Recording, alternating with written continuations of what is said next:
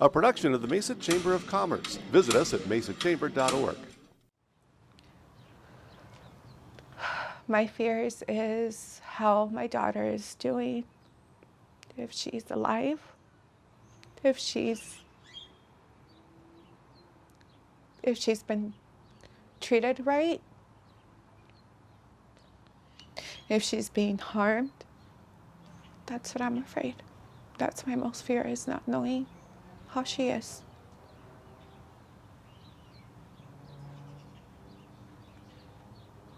Oh, Jasmine! Jasmine! Why don't you love me? Well, go then. Nice weather, Red. Yeah, I really want to make chocolate chip cookies today. Tonight. Oh, I think I'm recording.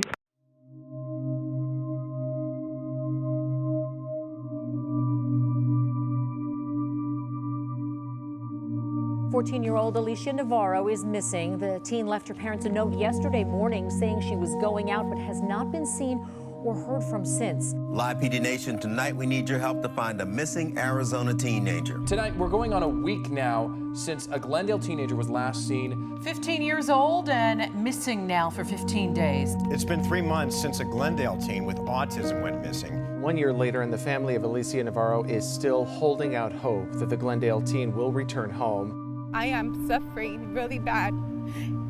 I really am. Alicia, I love you if you're looking at this. Please come home. I'm not sure what happened. She did leave me a note saying, I ran away. I'll come back, I swear. I'm sorry, Alicia.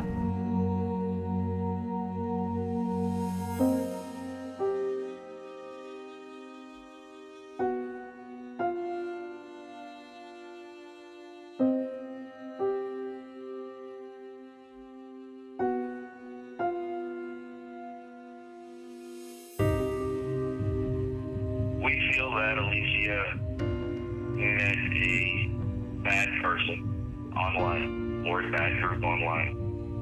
She left her house that night voluntarily to go meet somebody that she thought she didn't know. And when she left the house and got into what we feel is probably a vehicle of some sort with these people or this person, she quickly found out that it was not what she expected. It was not who she was.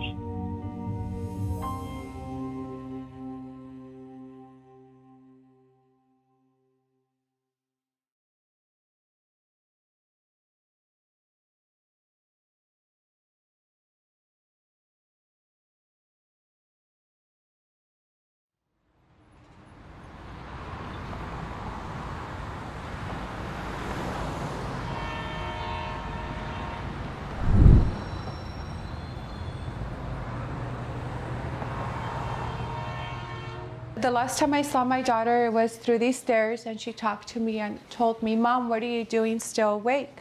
It's late. And I told her I'm waiting for my husband, Yvonne, to come home from work. So then she said that, oh, if you don't sleep, you're gonna get in a bad mood. And she went back upstairs. I was laying down in the sofa watching TV. In the morning when I woke up, I have 2 small dogs, which I usually take out to the restroom, and I walked through here, through the kitchen, and I noticed this door was semi-open like this. For me, it was awkward because, what would be the door open so early in the morning? But I thought maybe my husband forgot it, or since he was in the living room, forgot to close it. I didn't think too much of it. There was more than, I don't know how she stacked them up, because there were like more. Like, I don't think she thought, because the low one was like up here. And this was like up here, and another one, like, I don't think she, you know what I mean? There were there was like 4 chairs here accumulated like that, so I don't understand. I get stuck. When she jumped, there were like her her shoe prints were going towards this direction. That's why I know she jumped from here. And there was a shovel accumulated like that. These bricks were over here more. It cleaned up, it's been a year. But she jumped through here, and I believe she used this, to jump like this. Oh, sorry, to the other side. Because that's where the footprints were going towards there. Unfortunately, there's gravel on the other side, so it's hard to know what direction she went because it's rocks. There is no prints from there, to see if she went that way or this way. But that's her room. Here's a more clear picture there. Since she just recently started high school, they did like a school project where they had to introduce themselves and speak a little bit about themselves. And what she described herself as is a quiet, odd, nervous, weird, introverted, different, and nerdy. Her past, there is a picture of her when she was a baby. Present is a picture of her which she took around July. That picture is the one that you mostly see in her missing posters, which is this one. And her future, she did see herself going to GSU, owning a house, and there's a businessman there, so I'm assuming some kind of career. This was one of her favorite shirts. I remember she used to bite her shirts a lot because of her anxiety. So a lot of her shirts had these little, rips on them. I remember when she bought this sweater because of the storm. It's one of her favorite sweaters. And here's another one because, again, she liked a lot of outer space stuff and astronomy. When she left, this was one of her favorite jumpers. She always wore this jumper. So I know that if she was planning to be away long, she would have took it because she was always wearing this jumper. And when she left, I know the clothes that she has because she was really limited. She only liked a few clothes. She was wearing a jumper similar to this. It was a blue washed white jean jumper. So it's just some of her school clothes. I still have some of her dirty clothes here that I haven't washed. As you can see, they have small rips because I just sometimes come and I smell them and I feel them because they still have her scent. Like her school clothes and her skirt. So all this is dirty clothes that I haven't washed. One of her favorite shoes were Vans, so she will always wear these Vans. The ones that she left with was the old school high tops, black and white ones. So she left all her shoes. She only took one pair of shoes. She did have two backpacks. What was like this, a black one?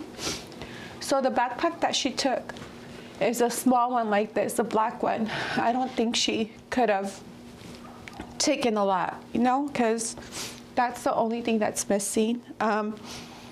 When she was smaller, she would play with dinosaurs a lot.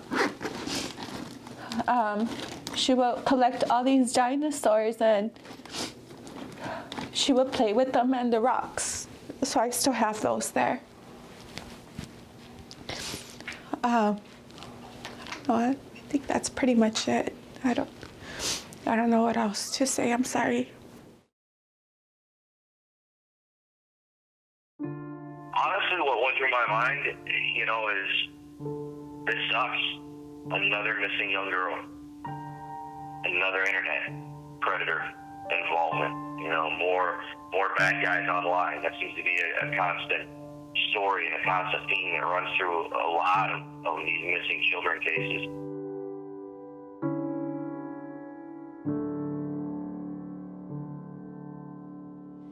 In 2019 alone, there were more than 420,000 reports of missing children, according to the Federal Bureau of Investigation. And finding them has gotten even harder because of the ongoing COVID-19 pandemic. So people are wearing masks and it's difficult to recognize the missing child.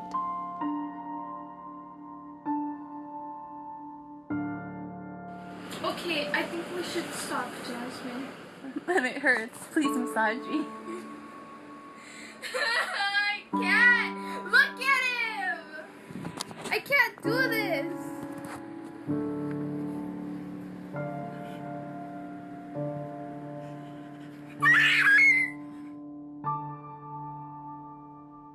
What we need from the public on this is to keep her face out there, to keep Alicia's story alive, to keep her image so everybody can see it.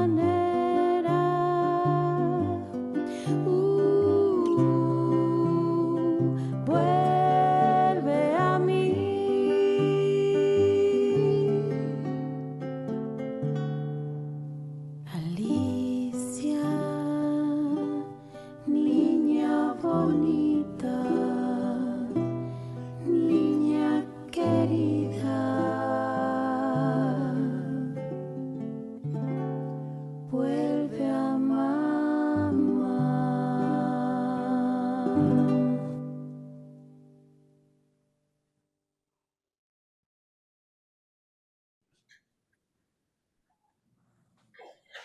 So as you can tell, that we're still in the middle of this story. And Jessica and I have now, almost a year? Yeah, that we met each other. And the reason I asked Jessica to come today is we talk about numbers and we talk about things that are happening. But this is a real story with a real family that's in our community. And Jessica's not alone. There's 342 missing children right now in Arizona.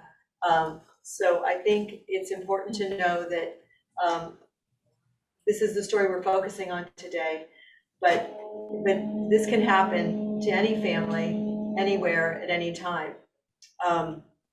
And so Trent, what we'd like to do, since you're working on the case and you're on the call, if you would start us off by just giving us an update since this was made. And unfortunately, we're coming up to an anniversary in September that is a 2-year anniversary that we hope we don't have to acknowledge. So if you wouldn't mind introducing yourself, saying how you're related to the case. We saw your name on the video, but just give us a little bit of background on you and then what you're working on and what you continue to work on. I think it's important that people understand your connection to this case.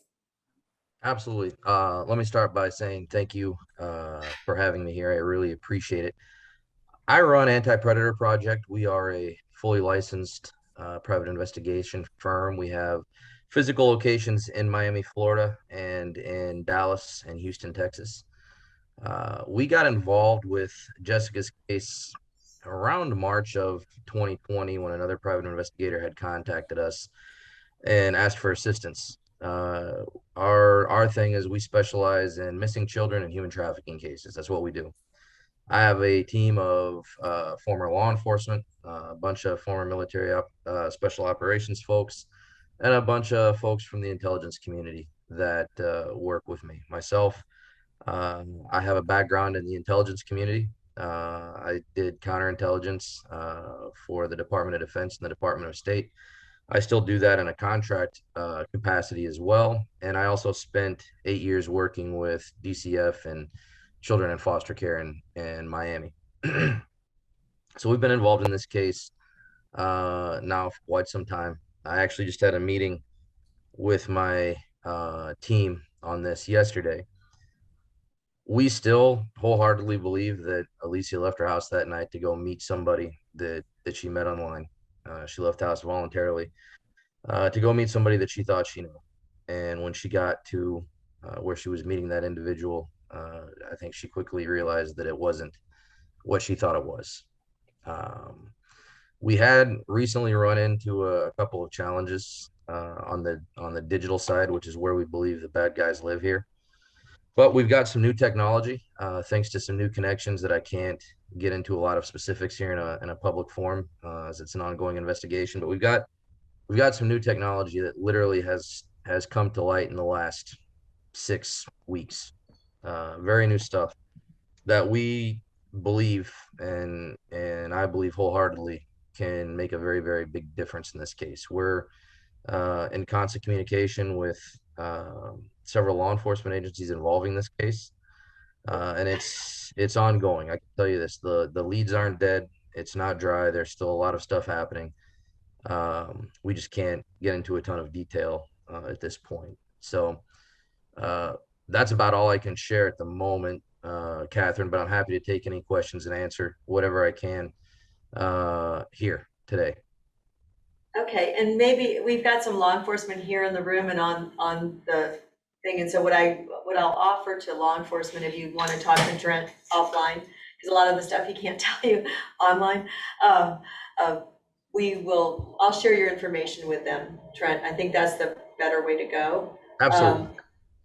And Trent just was out here in Arizona. We did an event at Dream City Church a couple weekends ago, because through this process, you learn, yes.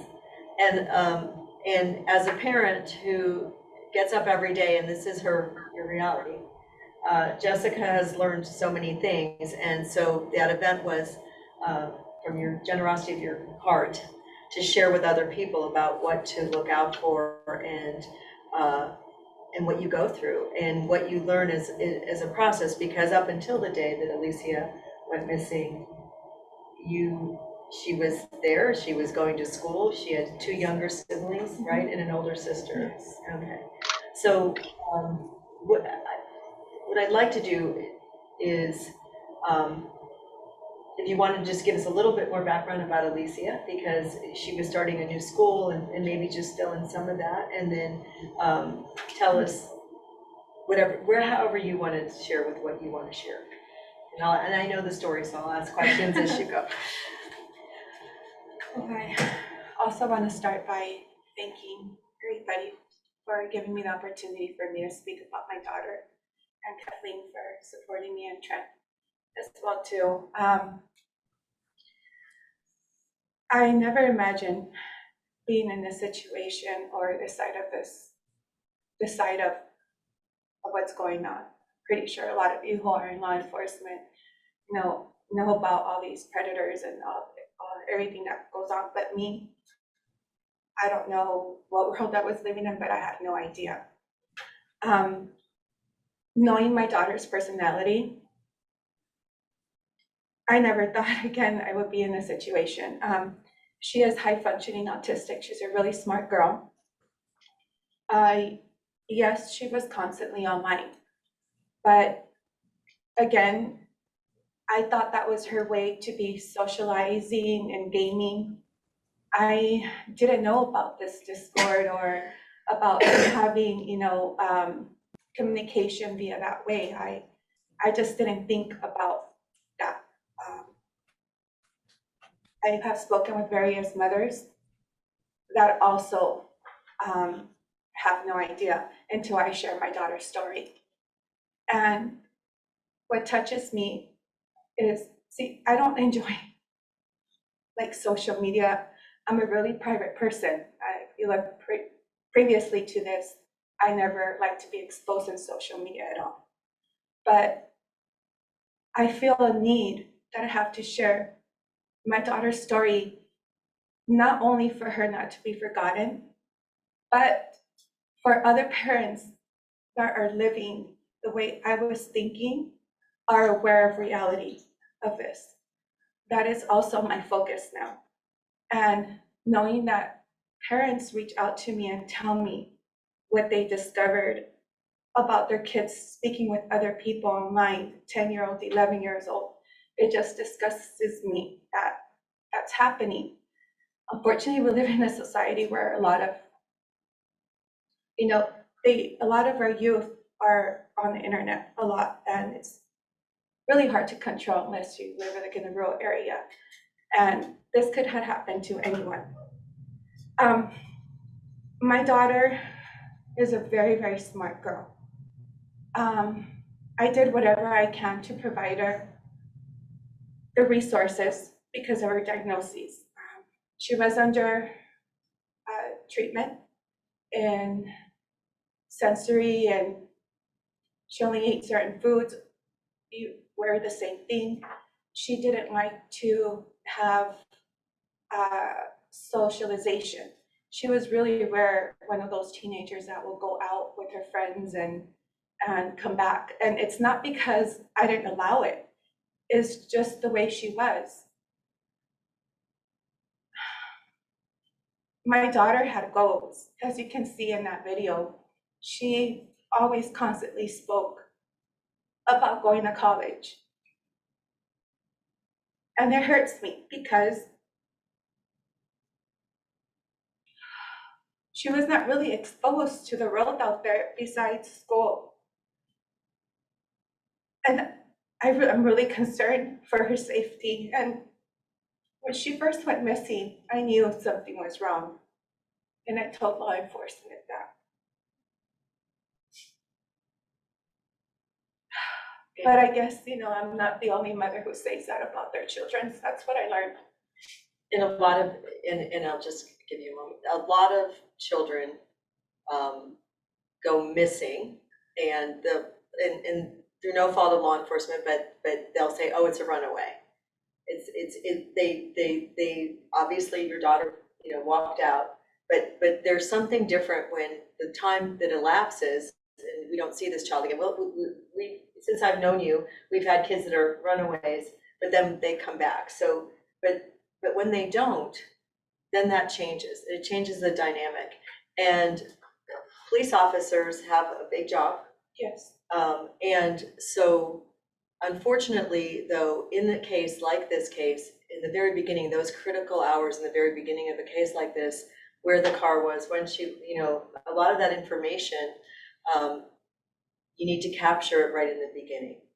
And so unfortunately, because this case wasn't seen as what it really now appears to be, more of an abduction than just a walk away. There's been evidence that was lost or had to be recreated. And some of those things that you've contributed to parents about the doorknobs or can you share about that? So, because you figured that out after this started. Yeah. I did find out that the first days were really crucial. Like, I am the one who got the video footage. And I believe if I had cameras at my home, it would have made a big difference in knowing if somebody picked her up, or a little bit more of a protection in a way, besides the point of monitoring her social media and what for. But I mean, I'm not an expert. I don't have a degree. I'm not in law enforcement. But when parents contact me and they ask me for help, I refer them to the, you know, to the correct organizations and whatnot, and I do let them know about those important things, like how, you know, to make sure that they have any footage and just to monitor and stuff like that. I'm sorry, my mind is not all there, Kathleen. I can't really focus on what I tell them, but I wish I knew what I know now, and I wish I had somebody to guide me to tell me that. Even like emotional support, I've been really lucky that the community and persons like you and Trent have supported me through this, because it's a very difficult place to be. And I just wish I knew what I know now, you know, about certain things. Would you, for parents out there, parents of 12, 13, 14, 15, any teenager, I'm just going to go 18 down. Is it the parents' right, or the parents, I don't want to judge parents good or bad, but the parents, they can be intrusive with their kids, right? They should know who their kids are talking to. Yes. Because in this discovery over the last few years, there's been, like, we don't know who Alicia was talking to. Yes. Yeah, and that's the big, it's not that we know she ran off with Johnny, this boy or something. We don't even know who it is. So, and maybe knowing that could help somebody. And because your daughter, she just started a new school at the time, right? Yes, she started Borgate Catholic School. It's a private school, and she was very excited because she was small. She always attended private schools. And there was a time where I did give her a mental break, where she was online for a short period of time, because I'm that, you know, type of mother that, because of her diagnoses and whatnot, and it was advice that I was given from a therapist. But she was very happy to start the school. I mean, I didn't have any issues with her waking up. It had nothing. Yeah. You know, so there was no signal that there was anything wrong, No. and she was just acting as a normal teenage Yes. girl. Yeah. But as a parent, would you tell other parents to now, in retrospect, would you take the time to learn, like, where the kids are? Of course, Yeah. definitely. I don't believe that whatever teenage years, they demand privacy or whatnot, but at this time of the world, I do believe that you have to be aware, like, what groups they're on, because there's groups out there in gaming, and, you know, there's lots of applications and lots of things that parents need to know. And, you know, they need to know who they are. It's difficult. I'm not saying that they're going to know 100%, because as a teenager, you could be sneaky, but at least, you know, to try to monitor and do that part. And something that is unique with Alicia is that she had autism. And so you've had support from the autism community, is that? Yes, that is correct. And I've been He met Cricket Barrientos. I have opportunities to share. She's married to a law enforcement officer. And I had opportunities to speak with autism mothers because that's another thing. Me with my daughter being antisocial and not being out there, I just didn't think there was any dangers, I just didn't think I would worry about it. She's never gave me problems, never didn't want to wear makeup, wear the same clothes. She didn't even comb her hair, stuff like that. Didn't care about her appearance. And I said, well, she has autism. She wouldn't talk to just anybody like that or leave like that. And I believe, I'm not talking in general to all mothers that think this way, but the majority from what I spoke with, since they have a diagnosis and most of autistic kids have that social, challenges, I believe you don't worry about this kind of stuff. And it's a vulnerability. Yes. So all teenagers are vulnerable because teenagers aren't, as we've learned, and we've talked about in the past here at this group, that brains aren't fully formed, right? And so a decision that a teenager makes is more emotional based, and so if they want to be liked or they want to find favor or get friends, that they'll make decisions that aren't in their best interest or healthy. And so not that we don't know, we just don't have enough information to know what decisions Alicia made until we can talk to her in the future. But at this moment in time, we do know that kids in that age, and if there's any other additional vulnerabilities, don't necessarily make good decisions. How is this? You've got other kids? Yes. So how is it, has it changed your parenting? Has it, so what is that, and what can you share with us about that? It has changed everything. They have a time set in social media. I've learned in certain controls certain, like they can't chat with other people. I'm like traumatized. I went to vacation not too long ago, and it was a really lot of people, and I just I don't trust anybody. My eyesight is constantly on them. So it has changed a lot in my life. What can we do to help you? What can we do to support you and others that are in your same situation, mostly you? I think it's very important. I know there's lots of things going around in this world, but I will appreciate if my daughter mattered, all these missing children mattered. I'm not saying that they don't matter, but how can I explain this? Just don't forget about us. Don't forget about our families, about their images, because I'm always passing out cards, and there's a lot of people that don't, the community knows, but I know there's a lot in law enforcement's plate. But just take a time to look at the images of missing children. You never know, you might see them out there somewhere and make a difference in our life. And I just think not to forget about the missing children, about my daughter in general. So you've done an amazing job of getting the word out about your daughter. Like, you are reticent. You're just been unstoppable, and it shows amazing strength. But I know that it can't be easy. And what I'm just trying to think of, I know that we're working and we're using technology and everything else. We're doing everything that we know to do.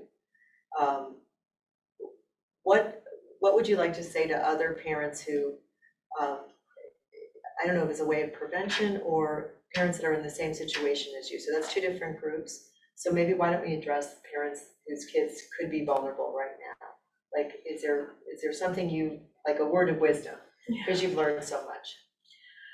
To take an opportunity to learn about social media, about the applications that exist out there, about once you learn about these applications, if you think it's good for your children or your teenagers to have, because there's a lot of applications that are not suitable, I believe, and are not regulated. And I will just tell them to take the time to educate yourself in a little bit more about what's out there, what our kids are using, and to take the time to often speak to them, even share my daughter's story. They're pretty sure there's a lot up there about what's going on. Just a constant reminder to them. So I would say to get educated on the social media part and get the passwords or whatnot, and you know, address the dangers and stuff, and pretty much that's what I will recommend them to do, and them to make whatever parenting decision they think is wise. No, I think that you have shared, I think the apps is really an important part. There's so many new apps out there, and kids will go on them and they'll find the apps. And I know with our school resource officers, the kids will tell them the new apps. I mean, and then that's how our officers stay almost surprised, because the kids are on the apps before anybody else is, right? And we just don't know who has access to our kids.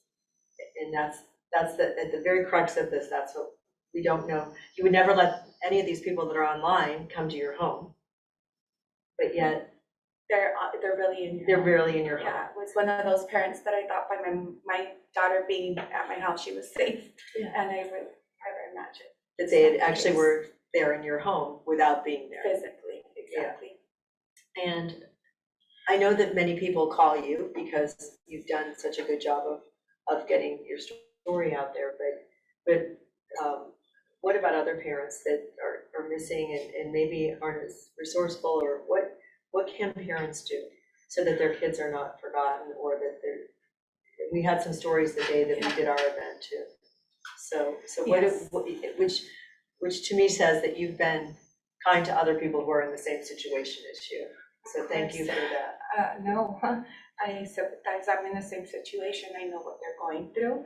And I know, unfortunately, not a lot of people support families like me. A lot of people don't look at this unless it happens to them personally. And that's what kind of affects me. That was my situation. Unfortunately, it hit home. I needed for me to open my eyes and be able to be more sympathetic. And I just don't wish that for anybody else, for it to be the case, and either for them to make a difference. So what I would say is, don't give up. There's lots of resources, lots of people who can help us. We just have to, get to the correct persons, and don't give up.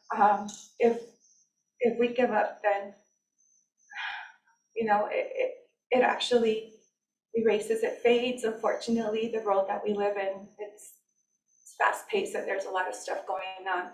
So I would say not to give up. Everything is possible.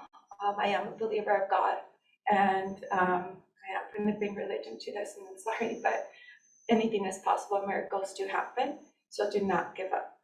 That will be my advice. You never have to apologize for that. I think that you've shown incredible courage in all of this, and yet I have 5 daughters and 9 granddaughters and grandsons and sons, but there's a love that you have for your daughter that talks louder than anything that goes on, and your actions are that of a mother's love. And Alicia, when she left, was 14. Yes. And she had a birthday not too far after she was gone.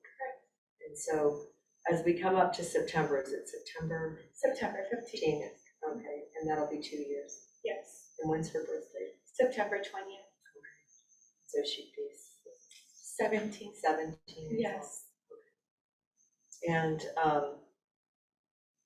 I know that there's people still actively working on your case, and they are continuing to, it's kind of like finding a string, right, and pulling it and seeing where it takes us. And so I know that I know of at least 4 people that are currently working on that. Thank you. Well, I think that anybody who sees this wants to do everything that we humanly can do, and we don't want this. We don't want this for any family, or especially someone in our community. I know we talked about this recently. We were kind of looking at the streets, like what's happening in the county. And do you see it getting worse or getting better? Like, what do you, I mean, because we talked about this, so feel free to be honest about what we. It's getting a lot worse. Where I live there since various years, and it's just been out of control. It's getting a lot worse, and I'm pretty sure a lot of people agree with me. If they don't, I'm not sure where they're living, but I just think it's getting very worse. So we're talking about crimes, and where I live, it wasn't like that before. Now they don't even have respect for law enforcement anymore, unfortunately. So we're not respecting law enforcement. We're seeing higher crimes. I think in Glendale this past week, I think there was more homicides than there has been. So we are seeing increased crime. And unfortunately, trafficking, human trafficking, sex trafficking is part of that crime. And we don't like to think about that, but unfortunately, it's a reality of this. And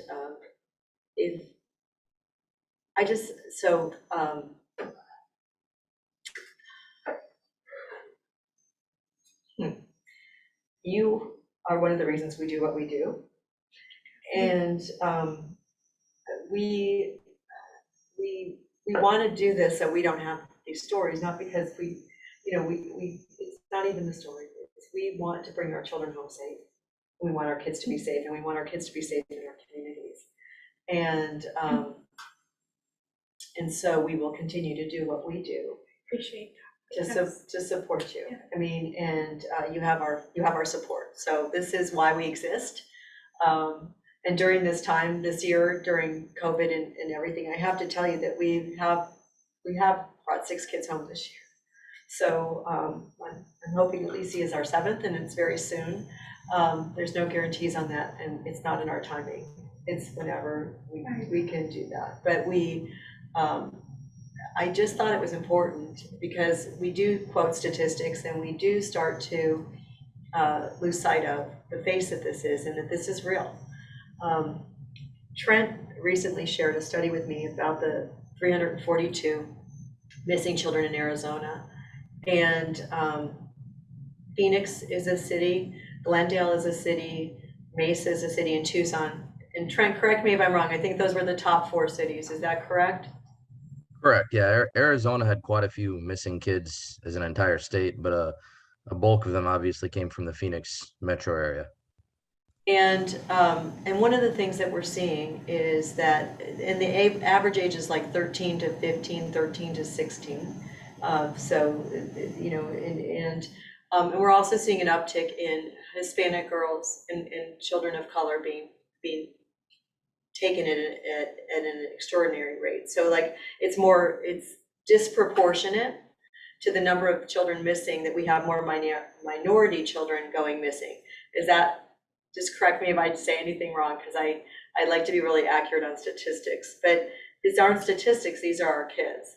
And Trent, just as an expert, what would you say is contributing to the increase in children going missing or abductions? If you have a guess. So Arizona's got some stuff going on that's kind of odd. They've got compared to some other states, they've got a very high number of missing children. I can say this, the pandemic everywhere has not been good for missing kids. I haven't worked a case since the pandemic started that involved a stranger abduction that didn't start on the internet. And I think a lot of that comes from kids being quarantined and kids spending more time online than usual. I don't think that's an accident. We're getting 2 and 3 and 4 calls a week about kids that leave to go meet somebody on the internet. In the past 2 weeks alone, I've dealt with a girl from Ecuador that wound up here in Miami. I had another girl that got on a plane, an 18-year-old girl that got on a plane from New York and flew to Europe to meet somebody that she'd met online. I had a call from a family who had a 10-year-old daughter that was posting sexually explicit videos online. They found them on her smartphone. So the amount of time that kids are now spending indoors online in front of a computer because of the pandemic I think has been a very large contributing factor to a lot of the things that we're seeing right now. Thank you. And what makes Arizona, you said we're kind of in our own unique world. So what can you maybe say a little bit more about that? Just so people here are aware. So we don't really have an answer for why there's such a high number of missing kids in Arizona. I can say this. I spent some time when I was down there a few weeks ago. I spent some time down on the border in Nogales, and there's some disturbing stuff going on down on the border. There's nobody, absolutely nobody to stop you if you are going from the United States into Mexico. There's not the National Guard. The border police in Mexico have been pulled away. There's nobody that's going to even stop and ask you a question. We're seeing a lot of cartel issues going on in Mexico. The Sinaloa cartel is starting to lose power. That's causing a power vacuum in Mexico. A lot of smaller cartels are starting to pop up, and they're making money any way they can. One of the ways that we believe they're making money is they're protecting child pornography rings. You know, with the development of cryptocurrency, the dark web child pornography market has increased exponentially the last several years because you no longer, even in previous years, they always had to meet, even if they had been vetted in their little circles, they had to meet and hand off video or CD or whatever it was so they could trade material. And there was always worry that, hey, if that person gets arrested, if that person gets popped, they saw my face, they know what we're doing.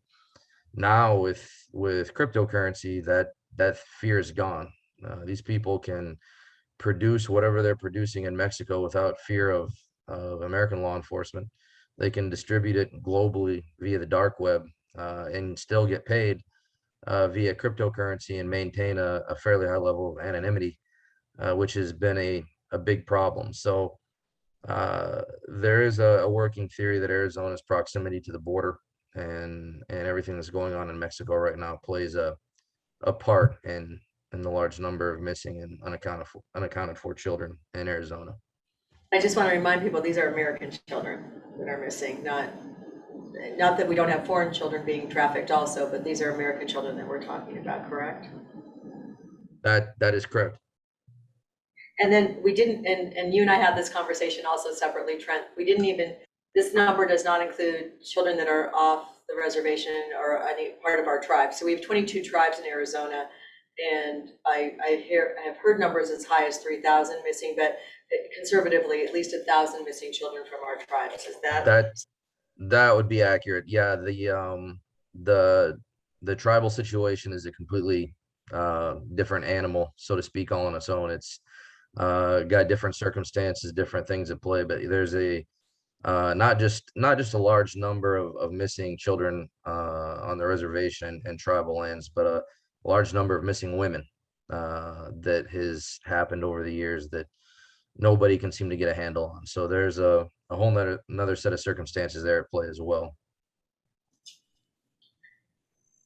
So does anybody else have any questions? And if you don't want to take them, you don't have to. So does anybody have anything? I do. And go ahead.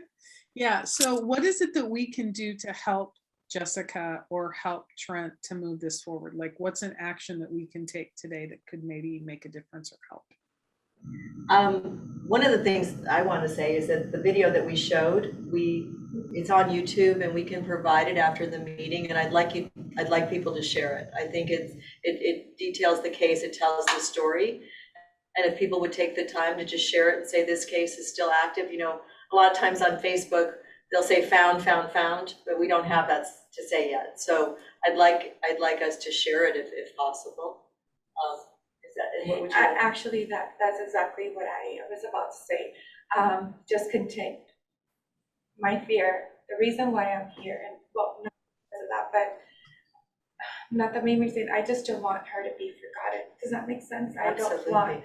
And unfortunately, there's lots of missing children, and that's my main goal, is for her story to continue being shared, and not only to that her image will be out there, but a mother will be able to learn from what I'm going through, and maybe that will prevent that happening to them. Because I will tell you, I have received various messages where it has helped other families, and in a way I feel good that there are monitoring because of Alicia's story. That your story has made a difference in the homes of Yes. many other people. Yes, Yeah. so that would definitely will be is to share. And I think that's actually great coaching, because if you send the story, just don't send the story. Say, this could happen to you, this is happening in our community, so please guard your children, your grandchildren. You know, my oldest granddaughter just turned 11, and I just don't, I feel like I'm in the same place. Like I don't want her to do anything with the internet. I don't want her to go out, you know. So I understand that, and I do this. And so I know what's going on, and you can't keep children in a bubble, but you certainly can do things that are intelligent and be more aware. Yes. And Trent, what can we do for you? You know, go ahead. And well, listen, in regards to our side of the house, we've got a great team working on this. I can say this, it's been real inspiring to see the amount of support that the community has given Jessica. I've got, unfortunately, I've got, over 50, almost 60 other families just like Jessica at home that I deal with, every day all around the country. And I wish all of them had the support that Jessica has. And really, what would make me happy is just to see Jessica continue to receive the support and the help from the community that she has. That would really be the most helpful thing anybody can do right now. I just wanted to say that I would love to receive this video in the best way possible. I would love to share that with all of our clients. You know, we deal with thousands of clients and employees, and we see hundreds of people every day.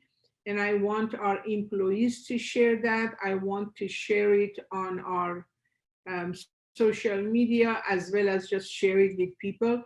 So if it's on YouTube, fine, but if in any way we can get it in a very good, high quality, would be great. I would love to share that. We can do that, and we would love that you want to do that for us. Yes, thank you. Thank you so much. And we would love your platform, because it's a platform that supports men and women, but majority women, and that's perfect for us. So thank you so much. Thank you. Great, thank you. Yeah, we'll get it. The young man that produced it for Project A Day Issue, and so he did do it in high quality, so we'll get that out for people. Fantastic. Yes, thank you so much. Is there anything else, or anybody else?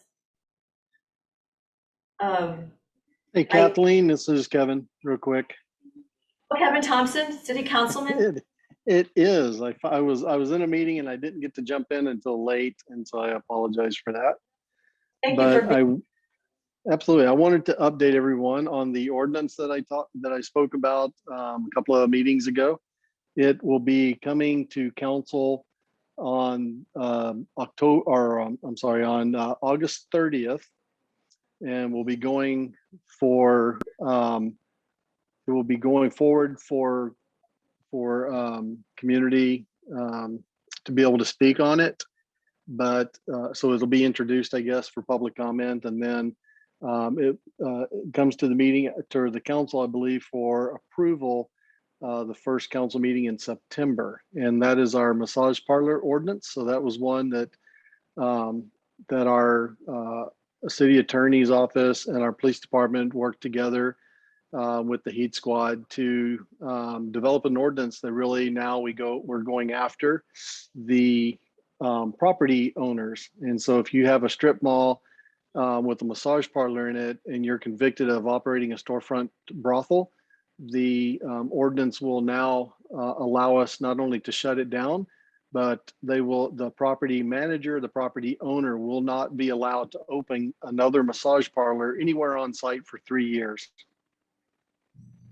That's so great. And so Kevin, if I'm understanding you, the 30th, which is next Monday, will they take public comment then? Absolutely, they will. So if anybody wants to turn out and support it, then our chambers are open. So great. And then they'll be voting to enact that ordinance the following week?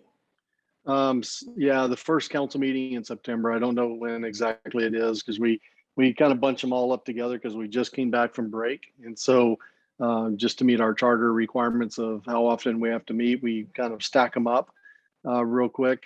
So we meet the charter requirements. So I know we have back to back and then we get back to a normal schedule before Christmas break. So, but yeah, it'll be whenever that first council meeting is in September is when it'll come to council for final approval and introduction. I assume that Mesa PD, is this a version of the ordinance that they wanted and they support? Yep, absolutely. Yeah, that's why it took so long is that we worked with the heat squad to get the work done, and then it went over to the chief's office for vetting to make sure that PD could actually enforce it, and then compliance could enforce it. And so everybody's had a say. The teeth that were in it are still in it. So it's totally enforceable by PD. It's totally enforceable by code and defendable by the city attorney's office. So we just have another tool in the toolbox now for PD to be able to take down these storefront brothels that are disguised as massage parlors. That's so wonderful. Well, and we know that we have a few of those in Mesa, unfortunately. So about 188 or so, last count. you have our blessing to take down as many as you want. No one's going to stop you. I heard you. We may even come and cheer you on as you're taking them down. So absolutely, yeah, I'm excited. I mean, this was a long time coming. It was one that, when I would go out on ride-alongs and talk to PD and talk to the folks in our heat squad, this was one of those they kept banging their head on because they said, we would make an arrest and the next day it's back open and operational just under a different name. And so now we have the ability to not only shut them down, but then we have the ability to not allow another massage parlor to be anywhere on the property for 36 months. So that takes a big bite out of the pocket of the property owners as well. And I know you know this, and our law enforcement knows this, but Joe may own it, and then when we shut it under Joe, then all of a sudden his brother John would own it. So the fact that they won't allow any massage parlor to come onto the property for 3 years is fabulous. That adding is really absolutely. So I think it's going to put a big dent in the sex trafficking piece in Mesa. It's my understanding we'll be one of the first cities in Arizona, if not the country, that will have an ordinance of this magnitude. So kudos to both our PD and to our attorney's office for putting something like this forward.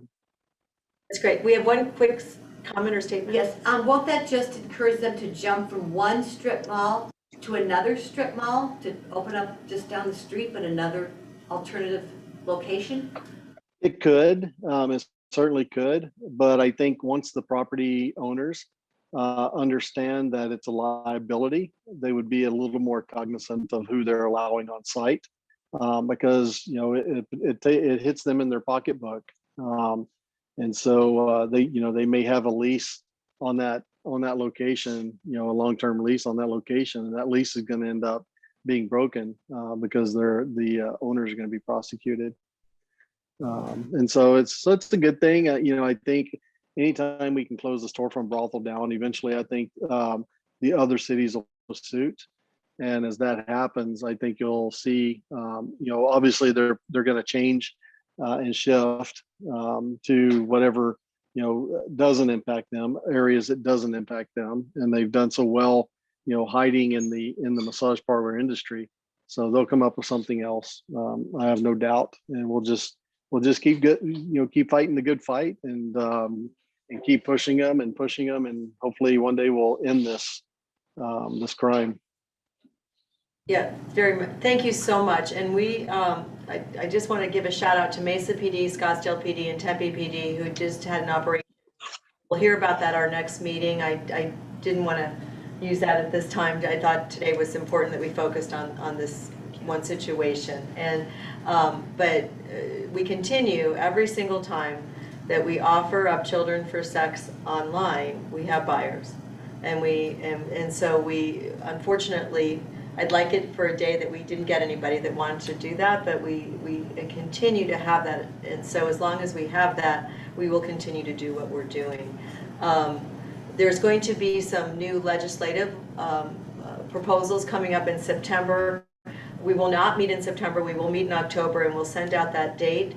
My hope is that in October, with vaccines and masks and everything, whatever, that we'll still be able to meet in person, and we'll have a location for you that can accommodate more people. We look forward to that. We have a lot of positive things happening with law changes and technology being brought to Arizona, and a lot of people are focusing on Arizona, much to the reasons that Trent mentioned and some other things. So we'll have some really exciting news when we meet again. So I want to just end and say thank you. I pray every night that we get a happy ending to this story. I'm grateful for your tenacity and your courage and your love of your daughter, that you go out and that you share yourself. And I feel so grateful that you ground me and you keep me reminded about why I do what I do.